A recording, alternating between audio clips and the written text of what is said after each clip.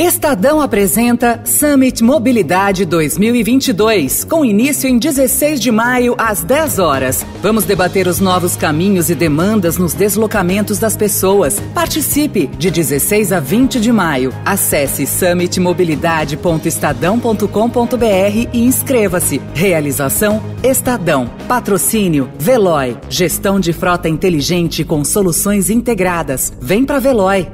Estadão Notícias. Eu tenho certeza que a hora que começar o trabalho de viajar para o Brasil, de conversar com o povo e cada um de vocês começar a falar a verdade para esse país, eu tenho certeza que nós vamos conseguir fazer a maior revolução pacífica que a história do mundo conhece.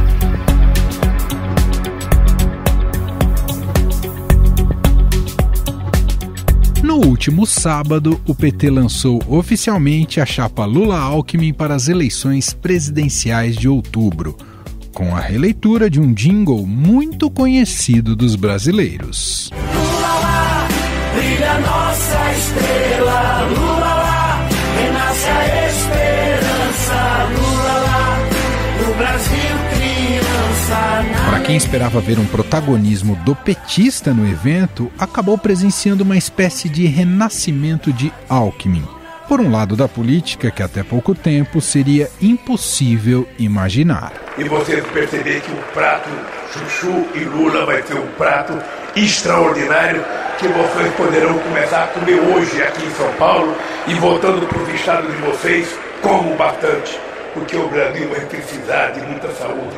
Tem muita energia esse prato, você pode ter certeza disso.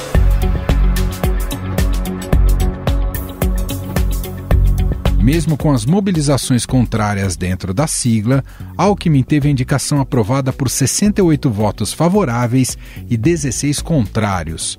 Em seu discurso à distância por estar com o Covid-19, que durou cerca de 15 minutos, o ex-tucano agradou a gregos e troianos. Lula é hoje a esperança que resta ao Brasil. Não é a primeira, a segunda, nem a terceira.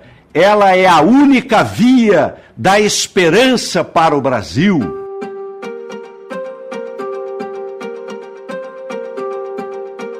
A chapa nasce com endosso de partidos como Solidariedade, PSOL, Rede, além do PCdoB e do PV.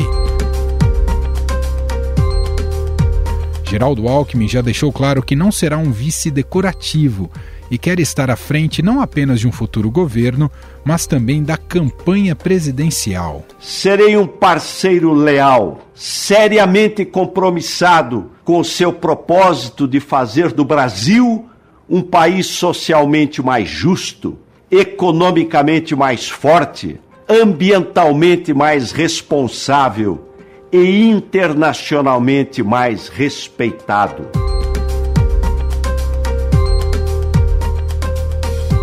Alckmin defendeu a necessidade de reconstruir os pactos federativos e republicanos em reunião com alguns coordenadores da campanha. O ex-governador diz estar aberto à tarefa de fazer a interlocução com o agronegócio, mas deseja contribuir também com outras questões relacionadas à área econômica de um eventual novo governo. Inclusive, há quem diga que o Alckmin terá um ministério no futuro governo, podendo ser ligado a esta área ou até mesmo na relação com o Congresso Nacional na Casa Civil. Temos uma grande luta pela frente. E aqui faço um chamado público às demais forças políticas do país que trabalham por essa mesma mudança. Venham se juntar a nós. As próximas eleições guardam uma perigosa peculiaridade. Será um grande teste para a nossa democracia. Sem Lula, não haverá alternância de poder no país. Agora começa uma nova fase da campanha da chapa Lula-Alckmin com viagens pelo Brasil.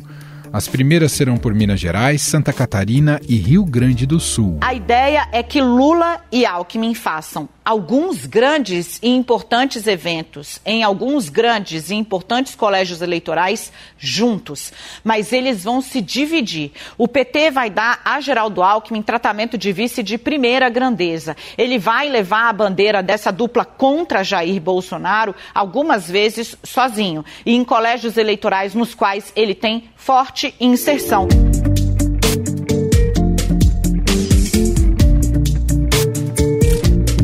O ex-governador espera ter direito a parte do holofote e deve manter uma agenda paralela individual, em especial nas regiões em que o ex-presidente tem menor intenção de votos, como Sudeste, Sul e Centro-Oeste.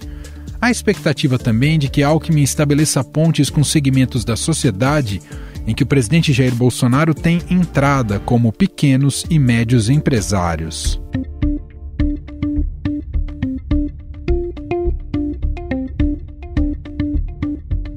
No entanto, é possível que essa aliança gere alguns momentos de desentendimento, principalmente na pauta de costumes. Os petistas são fiadores de uma agenda progressista de comportamento. Já Alckmin vem do interior e seu nome é constantemente ligado a movimentos religiosos de caráter conservador. Aqui no Brasil, por exemplo, Martim, as mulheres pobres, elas morrem tentando fazer aborto porque é proibido, o aborto é ilegal. Quando, na verdade, deveria ser transformado numa questão de saúde pública e todo mundo ter direito e não ter vergonha. Talvez o grande desafio de Geraldo Alckmin, neste primeiro momento, é recuperar parte de seu eleitorado que ficou reticente com sua aliança com Lula. Eleitores conservadores do ex-tucano que não engoliram essa parceria inundam as redes sociais com todas as críticas feitas por ele ao ex-presidente. Depois de ter quebrado o Brasil, Lula disse que quer voltar ao poder. Ou seja, meus amigos, ele quer voltar à cena do crime. Mas não há dúvidas de que estar em uma chapa que lidera as pesquisas eleitorais é uma espécie de renascimento para Geraldo Alckmin. Sem forças dentro do PSDB, onde travou batalhas com o pré-candidato do partido João Dória, o ex-governador foi buscar novos ares dentro do PSB. Com esse movimento, Alckmin pode conquistar algo que seu desafeto político quer muito: um lugar no Palácio do Planalto. Sobre esse renascimento e o papel de Alckmin na campanha e em um futuro governo Lula, nós vamos conversar agora com Humberto Dantas, cientista político, coordenador da pós-graduação em Ciência Política da FESP de São Paulo.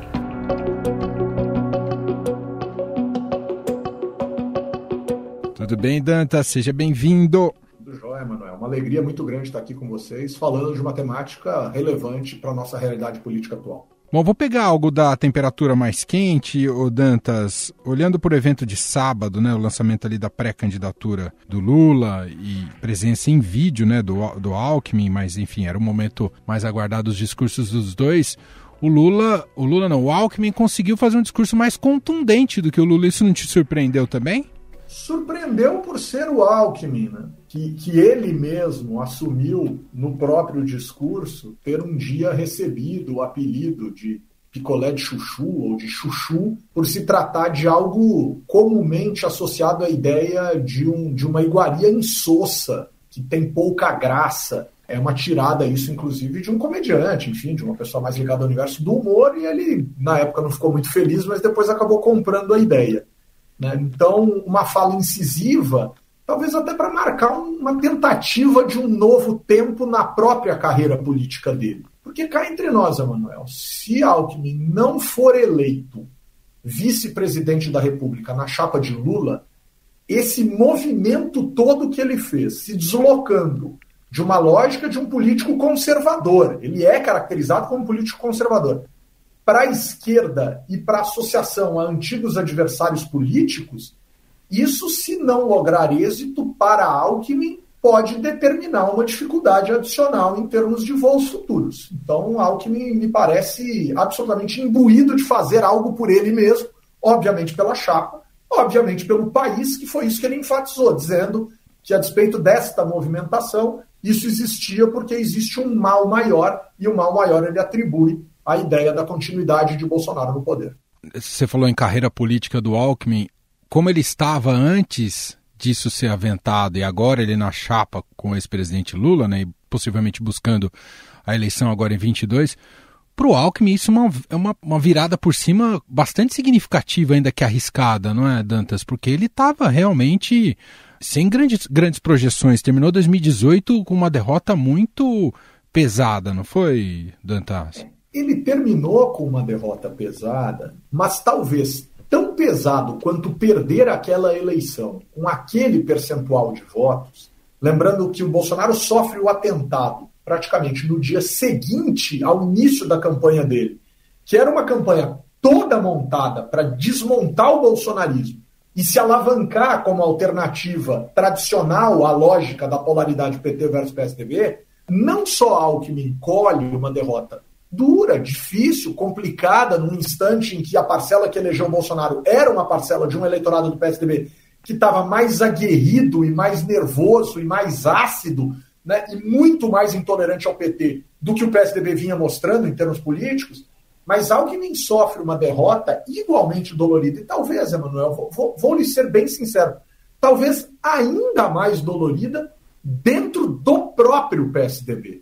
Um partido em que ele tinha dificuldades e tinha problemas, né, problemas estes enfrentados lá atrás contra José Serra, na tentativa de reeleger Kassab prefeito em São Paulo em 2008, né, numa eleição em que Alckmin foi candidato à prefeitura em São Paulo pelo PSDB, depois Alckmin virou secretário de José Serra, ou foi secretário de José Serra, quase que uma forma de manter o PSDB no poder, porque sabia-se que o nome de Alckmin era um nome muito competitivo, e ele foi eleito governador em 2010, reeleito governador em 2014, mas já existiam algumas fissuras que haviam levado, inclusive, alguns políticos bem relevantes do PSDB para fora do PSDB. E aí, de repente, Alckmin, entre aspas, cria, ou é um dos grandes fiadores da criação do fenômeno João Dória em 2016, que paga, em certa medida, né, e a gente sempre vai precisar entender melhor que história foi essa, que relação foi essa, com uma dose de ingratidão política ao ex-governador Geraldo Alckmin, poucas vezes vistas,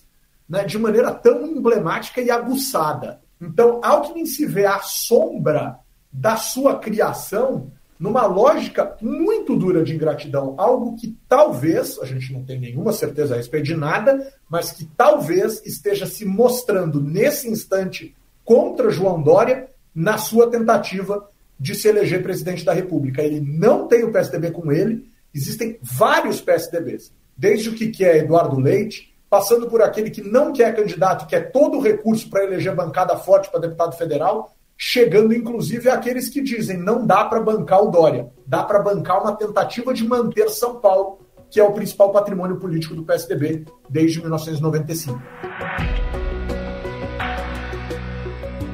Dantas, esse simbolismo de se mostrar como frente ampla, né, que o PT coloca agora, que o Lula coloca agora, esse simbolismo tende a se sobrepor ao longo da campanha? A ideia é bater nessa tecla e, estrategicamente, é a melhor aposta possível? Ela é necessária, inclusive em termos históricos, Emanuel. O PT nunca venceu uma eleição presidencial fora da ideia de frente ampla, simbolizada em alguma medida por uma chapa multi-ideológica. 89, 94, 98 e 2018, as chapas encabeçadas pelo PT para a presidência da República, que foram ao segundo turno de forma muito competitiva e foram derrotadas, exceção 94 e 98, em que Lula fica em segundo lugar e Fernando Henrique vence a eleição em primeiro turno, são chapas puras de esquerda, né? Com vices diferentes, mas com políticos de esquerda.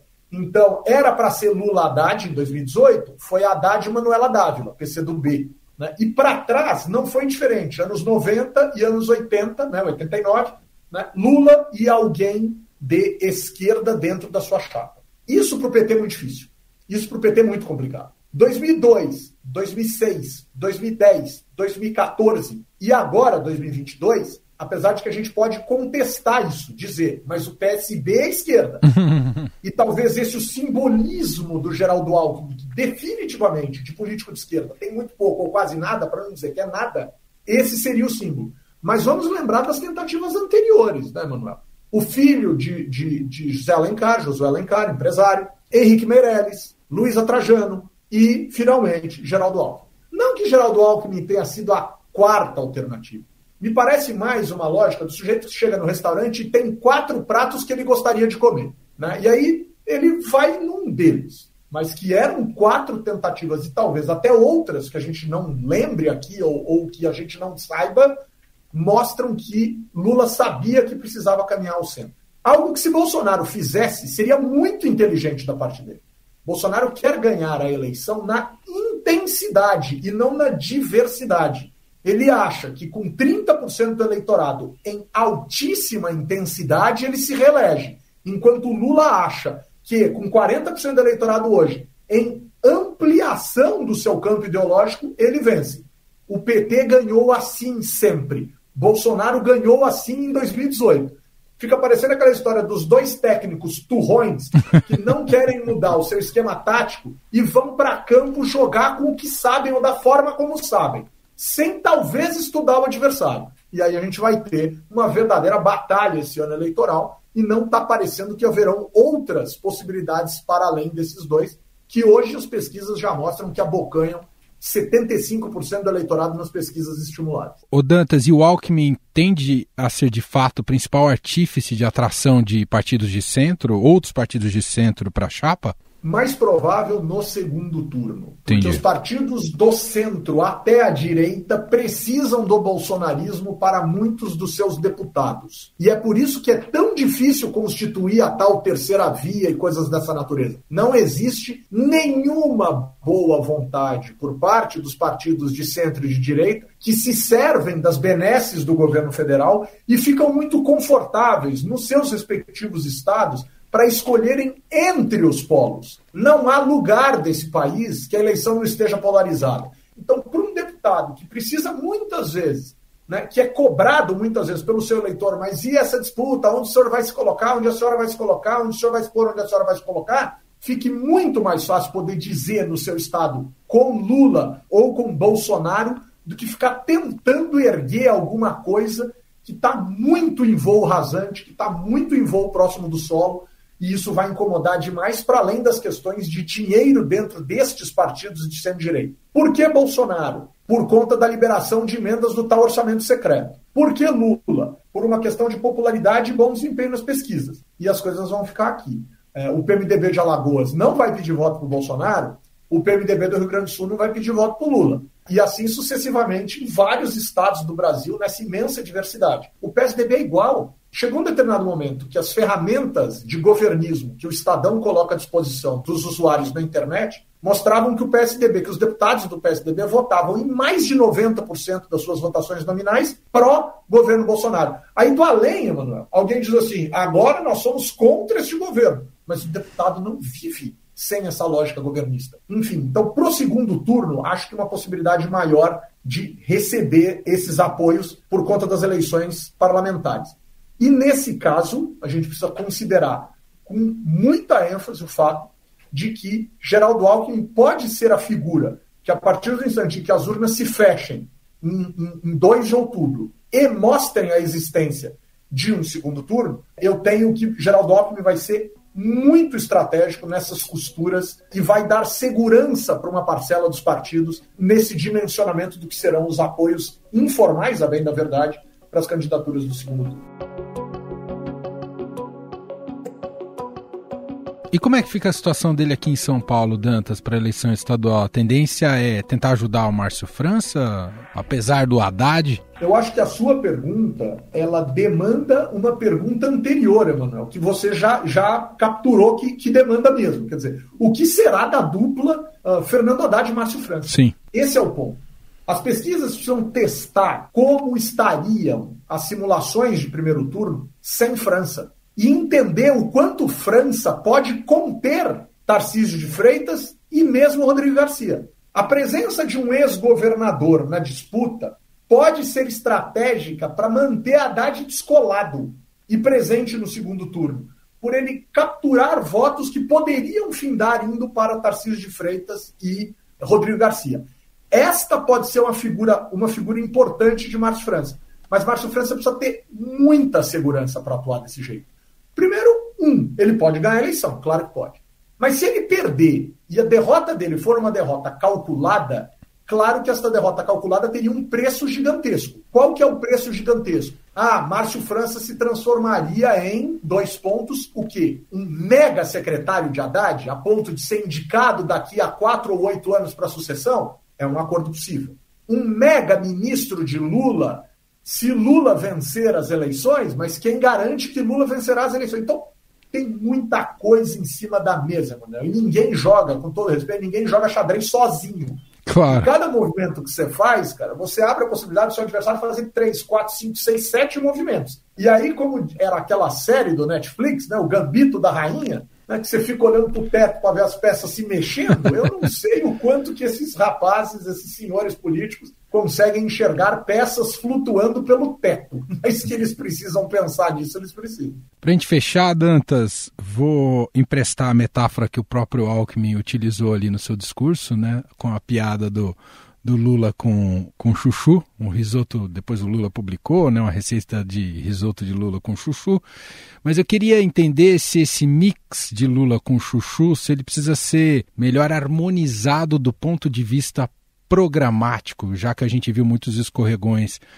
do Lula recentemente. Dantas. Olha, você está conversando com um sujeito que é casado com uma chefe profissional de cozinha e gosta de harmonizar pratos e vinhos numa lógica enogastronômica. Eu já estou aqui pensando, inclusive, que vinho daria certo com isso, mas a gente tem que pensar no caldo, tem que pensar em que temperos serão utilizados, porque não é só chuchu e Lula, né? Porque se só chuchu e Lula é borracha com água, né?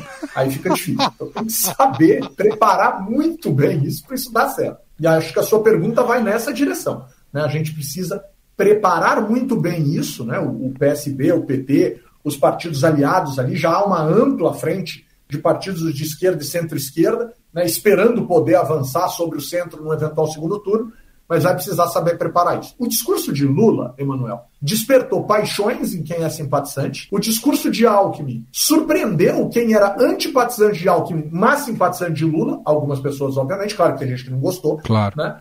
Mas o discurso de Lula fala numa nuvem de palavras, feita inclusive pelo cientista político Cláudio André, da Bahia, numa nuvem de palavras fala em soberania, Brasil, brasileiro, país, saúde, vida e direitos e educação. É predominantemente isso que aparece no discurso de Lula. É um discurso, Manuel, de quem está andando para o centro. E ele vai encontrar Alckmin. Só que Lula é Lula. E aí, por exemplo, a gente leu algumas análises no portal do Estadão, análises mais contundentes contrárias a Lula, e a gente tem análises mais simpáticas, menos simpáticas. Eu acho que aí vem a pluralidade e a importância do jornalismo nisso.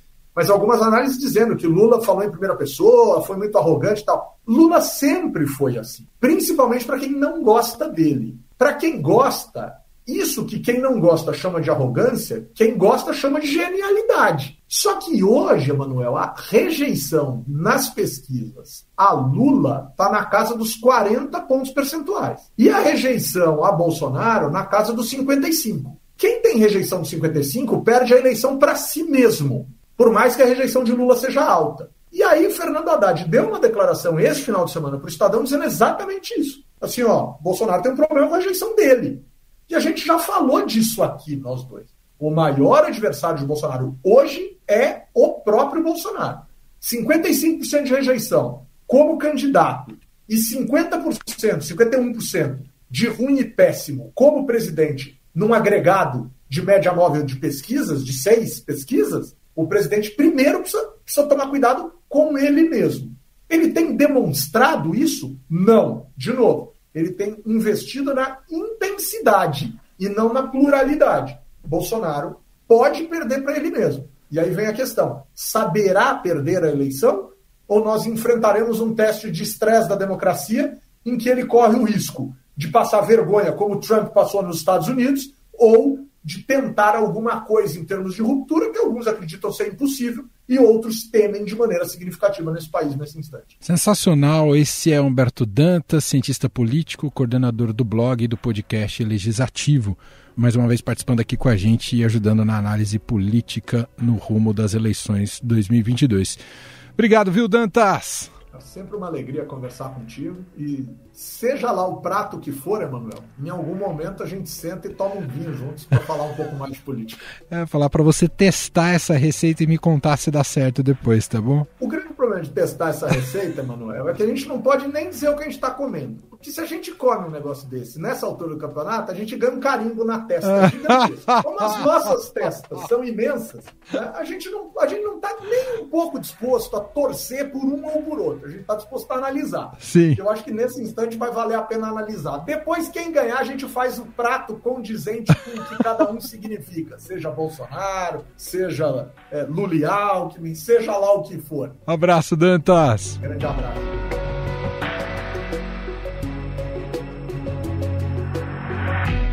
Estadão Notícias.